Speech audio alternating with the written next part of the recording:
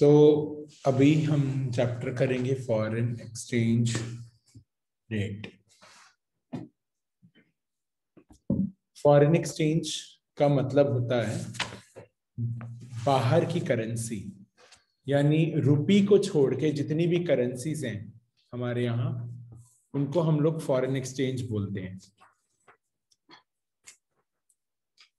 और foreign exchange rate का क्या मतलब होता है? फॉरेन एक्सचेंज रेट का मीनिंग क्या है? Foreign exchange rate is a rate at which one currency is exchanged for other. तो रुपी को डॉलर में कन्वर्ट कैसे, किस रेट पे किया जाएगा, या डॉलर को रुपी में कन्वर्ट किस रेट पे किया जाएगा, इसको हम लोग एक्सचेंज रेट बोलते हैं। यहां पर हम पर्टिकुलरली एक्सचेंज रेट को किससे नापते हैं? डॉलर से ही नापते हैं। So it represents price of one currency in the terms of other currency। जैसे एग्जांपल दिया गया है कि $1 is equal to 75 rupees. Okay, यानी $1 की कीमत दूसरी करेंसी में कितनी होगी? 75 रुपीज। या इसका वाइज वर्सा भी उतना ही ट्रू है कि 75 रुपीज को अगर डॉलर में नापना हो तो कितना होगा? $1। तो it represents the price of one currency in the terms of other currency.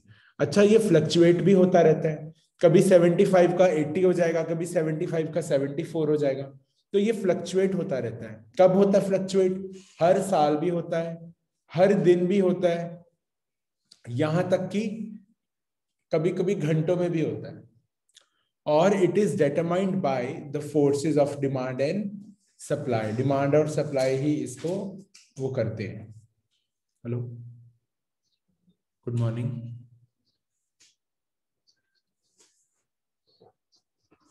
ठीक है बेटे, ओके, समझ गए आप लोग ये चीज? अब आगे बढ़ते हैं। यहां पर दो कॉन्सेप्ट है, करेंसी की डेप्रिसिएशन और करेंसी की एप्रिसिएशन। तो करेंसी की डेप्रिसिएशन का क्या मतलब है? It is a decrease in the value of domestic currency. Domestic currency की वैल्यू गिरना, उसको हम लोग क्या बोलते हैं? करेंसी की डेप्रिसिएशन। और एप्रिसिएशन का मतलब क्या है? डोमेस्टिक करेंसी की वैल्यू इंक्रीज होना। वैल्यू की बात कर रहे हैं हम लोग, आगे और क्लियर होगा इसको। पहले हम लोग एग्जांपल लेते हैं तो उससे ज्यादा क्लियर हो जाएगा। जैसे देखो नीचे डेप्रिसिएशन वाले पार्ट में देखो, लास्ट में $1 is equal to 55 rupees to $1 is equal to 60 rupees, है ना? आपको $1 का सामान खरीदना था, पहले आपके कितने रुपए लग रहे थे? 55 रुपीज। अब आपके कितने रुपीज लग रहे हैं? हमारे लिए तो महंगा हो गया ना सामान, है ना? फॉरेन का सामान खरीदना हमारे लिए महंगा हो गया, तो ये दुख की बात है। इसलिए ये क्या है? डेप्रिसिएशन है। समझ गए आप लोग? आप ये मत समझो कि अरे 55 से तो 60 हो गया, ये तो 5 रुपीज बढ़ गया, ये तो खुशी है। खुशी नहीं है ये, क्योंकि अब आपको $1 का सामान 55 रुपीज का नहीं पड़ेगा, 60 रुपीज का पड़ेगा। तो आपके लिए दुख की बात है, ये डेप्रिसिएशन का पार्ट हो गया। ऑन द अदर हैंड, अगर हम एप्रिसिएशन की बात करें तो उसमें क्या है? $1 कितने का है? 60 रुपीज का। अब आपको कोई भी सामान ये खरीदना है तो आपको $1 का कितने रुपीज चुकाने हैं? 60 रुपीज। लेकिन अगर वो आपको 55 में मिलने लगे तो आपके लिए खुशी की बात है, इसलिए हम लोग उसको करेंसी एप्रिसिएशन बोलते हैं। ठीक है, अब देखो करेंसी डेप्रिसिएशन से क्या होता है? डोमेस्टिक गुड्स चीपर हो जाते हैं, हमारे गुड्स चीप हो जाएंगे। अगर वो हमारा सामान खरीदना चाहते हैं तो उनके लिए चीप हो जाएगा ना। अगर उनके लिए हमारा सामान महंगा, तो अमेरिका वाले अगर इंडिया का सामान खरीदना चाहेंगे तो उनके लिए तो सस्ता हो जाएगा। जब उनके लिए सस्ता हो जाएगा तो फिर क्या होगा? इंक्रीज इन एक्सपोर्ट्स, हम ज्यादा बाहर सामान बेचना शुरू करेंगे। और दूसरी तरफ क्या होता है? फॉरेन गुड्स चीपर हो जाते हैं, तो उससे क्या होता है? Increase in import. जब 60 रुपीज वाली चीज 55 की मिलनी शुरू हो जाएगी तो आप बाहर से ज्यादा सामान मंगवाना शुरू करेंगे, तो इंक्रीज इन इंपोर्ट हो जाएगा। समझ गए पूरा कॉन्सेप्ट?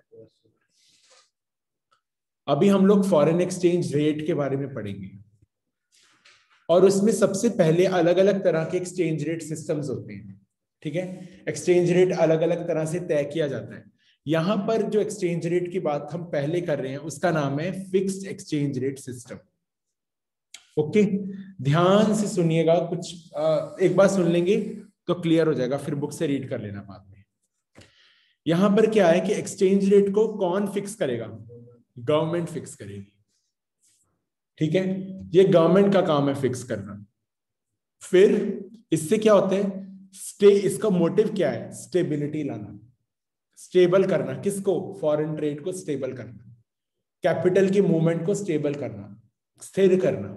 ये इसका एक मोटिव है। आगे डिटेल में डिस्कस करेंगे। अब थोड़ा सा इसको हम समझते हैं, नीचे जो एग्जांपल दी हुई है, फिर हम ऊपर दोबारा आएंगे। देखो यहां पर जो ब्लू कलर में देखो आप दोनों तरफ दिया हुआ है कि $1 इज इक्वल टू 63 रुपीज है अगर सपोज, और वो 60 रुपीज का हो गया। $1 पहले कितने का था? 63 का। अब कितने का हो गया? 60 का। तो अगर डॉलर आपको सस्ता मिल रहा है तो आप डॉलर खरीद खरीद के रख लोगे ना, कि भाई डॉलर सस्ता हुआ है, खरीद लो जितना खरीदना है, पैसे दे दे के डॉलर खरीद लो क्योंकि सस्ता हुआ है। तो आपके इंडियन गवर्नमेंट क्या करती है उस समय? बाय करती है। किसको? फॉरेन करेंसी को। यहां फॉरेन करेंसी हम डॉलर को लेके चल रहे हैं। समझ आ गया? और दूसरी तरफ अगर आप देखेंगे, अगर 60 रुपीज वाली चीज 65 की हुई है तो आप उसको बेच देंगे क्योंकि वो महंगी बिकेगी अब, है ना। हमने कोई सपोज हमने कोई शेयर खरीदा, वो 100 रुपीज का था, वो 200 का हो गया, तो आप कहते हैं फटाफट बेच के 100 रुपया कमा लो। तो इसी तरह क्या होता है, गवर्नमेंट क्या करती है, 60 रुपीज वाला डॉलर जब 65 का हो जाता है तब उसको बेच देती है। तो इस तरह से बाइंग ऑफ फॉरेन करेंसी और सेलिंग ऑफ फॉरेन करेंसी चलती है। तो लिखा हुआ है ऊपर देखो, बाय फॉरेन करेंसी कब बाय करती है? When exchange rate is weaker, जब एक्सचेंज रेट वीक चल रहा हो। 63 से 60 हो गया, तो एक्सचेंज रेट से यहां मतलब है डॉलर का रेट। एक्सचेंज रेट से क्या मतलब है? Foreign currency. ये बात मेरी गांठ बांध लो, ये सबसे इंपॉर्टेंट चीज है, कंफ्यूज अगर आप नहीं होना चाहते तो। अगर एक्सचेंज रेट वीकर है यानी 63 की जगह 60 पे चल रहा है डॉलर, तो आप बाय कर लेते हो, और अगर एक्सचेंज रेट स्ट्रॉन्गर है तो आप सेल कर देते हो। बाय करके आप क्या कर सकते हो? लार्ज रिजर्व्स मेंटेन कर सकते हो फॉरेन करेंसी के, और ऐसा ही सेंट्रल बैंक या फिर गवर्नमेंट करती है। गवर्नमेंट क्या करती है? बहुत सारा पैसा मेंटेन करके रख लेती है, बहुत सारे डॉलर, बहुत सारा रिजर्व फॉरेन एक्सचेंज का अपने पास रखती है। तभी तो टाइम आने पर सेल कर पाएंगे, तभी तो टाइम आने पर बाय कर पाएंगे। तो इसमें क्या होता है, each country value currency in the term of some external standard. अब इसमें एक एक्सटर्नल स्टैंडर्ड से नापा जाता है किसी चीज को, जैसे गोल्ड के थ्रू नापा जाएगा, सिल्वर के थ्रू नापा जाएगा, किसी प्रेशियस मेटल के थ्रू नापा जाएगा। अगर देखो दो चीजें हैं, एक पैगिंग और एक पैरिटी वैल्यू। पहले पैगिंग देखो क्या होता है। पैगिंग का मतलब जैसे मैंने ऊपर किया हुआ है, डॉलर और रुपी, टाई किया हुआ है डॉलर और रुपी को। हम जब भी बात करते हैं करेंसी ऊपर हुई या नीचे, तो डॉलर से ही पैक करते हैं अपनी करेंसी को। रुपी को हमेशा किससे पैक किया जाता है? डॉलर से, है ना। पैग मतलब टाई करना, टाई करना। आपने टाई किया हुआ है डॉलर और रुपी को एक साथ। ये बात हो गई क्लियर। पैरिटी वैल्यू क्या होता है? आप किसी एक्सटर्नल स्टैंडर्ड से टाई करते हो, जैसे गोल्ड से। गोल्ड के हिसाब से आप करेंसी की वैल्यूएशन करते हो, सिल्वर के हिसाब से आप करेंसी की वैल्यूएशन करते हो। किसी करेंसी को करेंसी से कंपेयर नहीं करते, करेंसी को गोल्ड से कंपेयर करते हैं। इसको हम लोग पैरिटी वैल्यू बोलते हैं। ठीक है, ये सारा कुछ एक्सचेंज रेट सिस्टम का एक बार फिर से फटाफट डिस्कस करते हैं। सबसे फर्स्ट चीज क्या थी कि इसको गवर्नमेंट तय करती है, यहाँ सेंट्रल बैंक आप बोल सकते हो। स्टेबिलिटी मेंटेन करने के लिए होती है ये फिक्स एक्सचेंज रेट सिस्टम। अगर आप fix exchange rate system maintain करना चाहते हो तो आपको लार्ज रिजर्व्स मेंटेन करके रखने पड़ेंगे। किसके? फॉरेन करेंसी के। तो कब बाय करते हैं फॉरेन करेंसी? जब एक्सचेंज रेट वीक होता है। कब सेल करते हैं? जब एक्सचेंज रेट स्ट्रांग होता है। हर कंट्री वैल्यू करती है करेंसी को किसी एक्सटर्नल स्टैंडर्ड के हिसाब से।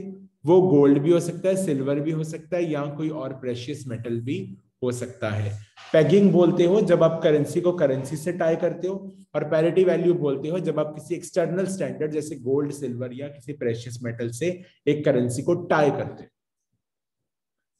समझ में आया? आप बार्टर सिस्टम की तरह समझ लो पैरिटी वैल्यू को, अगर आपको कोई कंफ्यूजन हो रही है तो। जैसे 1 किलो दूध के बदले तुम मुझे कितने चावल दोगे?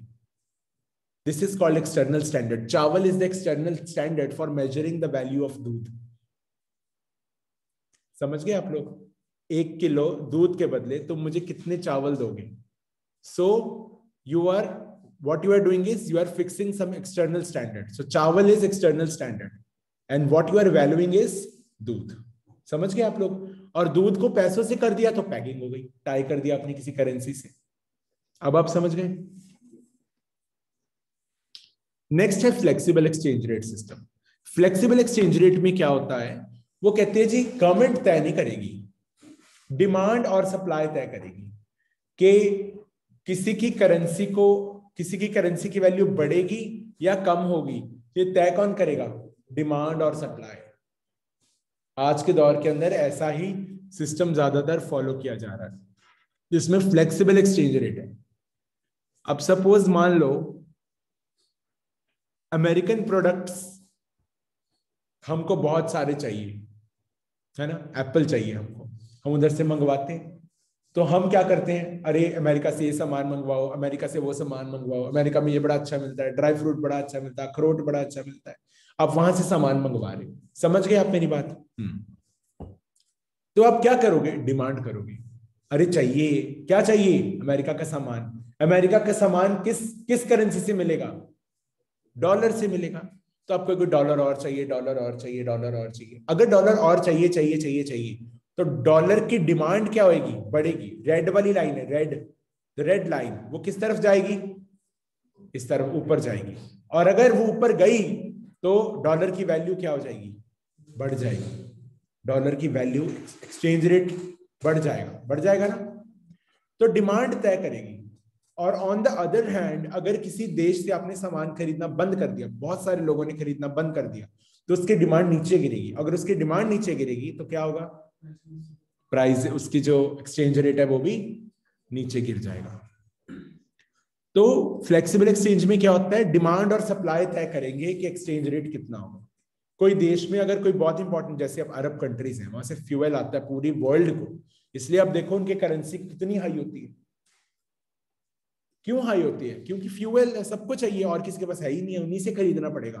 तो उनकी करेंसी की डिमांड इतनी ज्यादा है, इसलिए उनकी वैल्यू भी बड़ी ज्यादा एक्सचेंज रेट की. ठीक है ना? अरब कंट्रीज जितनी भी है वहां पे आप देखो कितनी कितनी वैल्यू है. So it is allowed to fluctuate freely, कोई इसमें इंटरफेरेंस नहीं करता. ठीक है. दूसरा, इसको फ्लोटिंग एक्सचेंज रेट भी बोलते हैं. इसको फ्लेक्सिबल एक्सचेंज रेट भी बोलते हैं और फ्लोटिंग एक्सचेंज रेट भी बोलते हैं. और ये कैसे तय होता है? बहुत सारे बैंक्स, बहुत सारे फर्म्स, बहुत सारे इंस्टीट्यूशंस हैं जो एक्सपोर्ट इंपोर्ट का काम करते हैं. ये सारे मिलके डिमांड सप्लाई को तय करते हैं और उसी से एक्सचेंज रेट तय हो जाता है. समझ में आपके आगे आपको फ्लेक्सिबल क्या होता है? नेक्स्ट को बोलते हैं मैनेज्ड फ्लोटिंग. क्या बोलते हैं? Managed floating. ये दो चीजों का मिलन है. पहले क्या होता है? जैसे फ्लेक्सिबल में एक्सचेंज रेट डिटरमाइन कौन करता है? डिमांड और सप्लाई. फ्लेक्सिबल में हमने यही पढ़ा कि डिमांड और सप्लाई तय करेंगे कि किस डॉलर की कीमत कितनी रहेगी. ओके. लेकिन अगर डॉलर की कीमत बहुत बेकार हो जाए, अपनी करेंसी का बहुत नुकसान हो रहा हो, तो फिर क्या करती है? सेंट्रल बैंक कूद जाता है और बाइंग और सेलिंग करता है. जैसे किसमें करता था? फिक्स्ड में. तो फ्लेक्सिबल और फिक्स्ड को अगर मिला दें तो एक हाइब्रिड सिस्टम बन जाता है जिसके अंदर परमिसिबल लिमिट्स के अंदर मेंटेन किया जाता है. किसको? एक्सचेंज रेट को. मान लो रुपये गिरता ही जा रहा है, गिरता ही जा रहा है, गिरता ही जा रहा है, तो हमारी सरकार को चिंता होती है, अरे इतना गिर रहा है तो कुछ किया जाए. तो बाइंग एंड सेलिंग के थ्रू वो उसको सही करने की कोशिश करते हैं. समझ आ गई आपको मेरी बात? तो मैनेज फ्लोटिंग को डर्टी फ्लोटिंग भी बोलते हैं. थोड़ा सा फिक्सिंग एक्सचेंज रेट जैसा, थोड़ा सा फ्लेक्सिबल एक्सचेंज रेट जैसा, दोनों को मिला दो क्या बन जाएगा? डर्टी फ्लोटिंग या manage floating exchange rate system. समझ में आ गया? इस चैप्टर में और आपको कुछ करना नहीं है, बस यही करना है, अच्छे से करना है लेकिन. ठीक है.